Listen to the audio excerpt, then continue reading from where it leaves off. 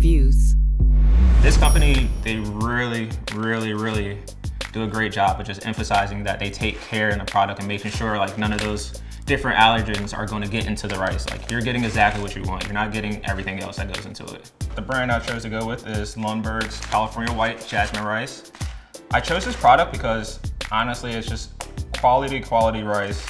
This brand, I've been using the Lundberg rice for I want to say about 2 years, but in the last year or so, I picked up on it very heavy. This is something I know is going to be sustainable. It's gluten-free. It's coming from a clean factory. I don't have to worry about soy getting into it.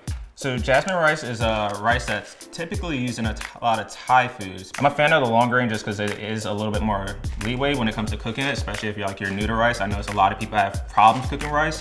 I would say that jasmine rice is the perfect introduction to cooking rice. What I noticed with the long grain is it basically fits all across the board. Whatever I want to use, I can make it with this one brand.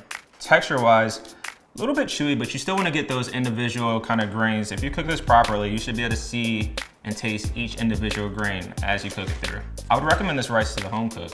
It's just very nicely packaged. You can reseal it. You don't have to worry about opening it one time and that rice is going everywhere. It has your labels on the back. It tells you exactly what to do. It also even has, a little recipe here that you can work off of and get a little creative if you want to. Yes, it might be the side kind of thought of dish, but this is delicious rice. This is really good rice.